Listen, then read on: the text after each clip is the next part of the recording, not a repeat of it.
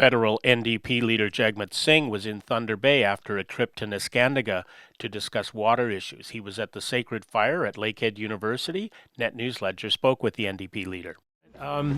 In Neskantaga today, yes, you were meeting with some of the young people who have never been able to have a glass of water out of the tap.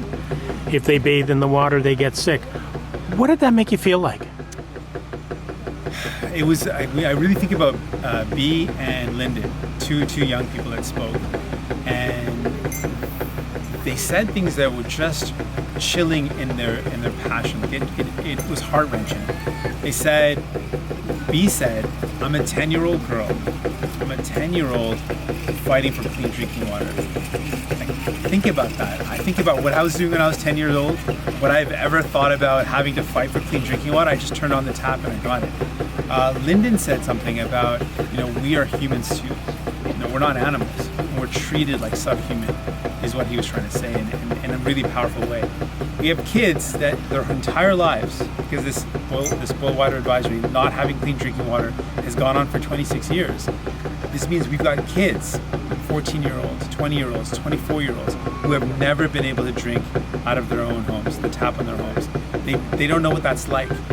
One youth shared a story of having to go to another community where there was clean drinking water, and her friends asked why she always had bottled water, why she wouldn't just drink the tap. She's like, I grew my entire life, I grew up not knowing if I could drink the water. I just can't bring myself to do it. It's heartbreaking, it's heart-wrenching hearing those stories. And the fact that they're just asking for something as simple as clean drinking water, something that we can, every day in our lives, we turn the tap and don't think twice about it. This is something that's a lifelong fight for these kids. The issue again with Grassy Narrows, the long-term story isn't just having a healing center for the people, but what are we going to do in the long run? Because that mercury is going to stay in that river forever. David Suzuki says it would cost $1 billion to fix it. Should Canada spend that kind of money to fix that river? It goes back to, I was asked a similar question about clean drinking water. If, any other body of water where there was a major city was poisoned with mercury, if Toronto, if Montreal, if Vancouver, if any of these communities had mercury poisoning that was caused by a company that spilled mercury into the water that directly impacted the lives of the people there, no one would hesitate about the cost. They would say, we've just got to get it fixed. This is a community that is suffering through no fault of their own, and they deserve justice, and that means making sure the water is clean. Not just treating the outcome, not just treating the symptoms of what's happened to them, but cleaning the water so their young people can grow up without ever having to need to go to a treatment center. Now, one last question. In Alberta, one of the bands, which was disbanded by the federal government, is now looking for how do they bring their children home. How do they get the funding to find the unmarked graves in the residential school? What should we be doing there? As a blanket statement, we need to bring every child home, and that means really following through with that.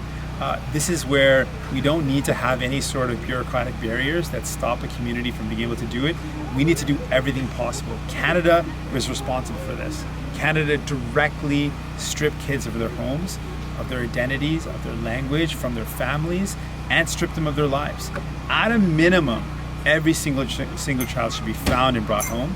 On top of that, there should be healing, there should be supports for the trauma, there needs to be investments in long-term funding for that healing, there needs to be remuneration for people that have suffered this.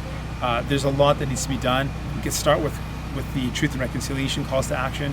We can continue with stopping the fighting of these kids in court, and we can continue to walk the path with real action.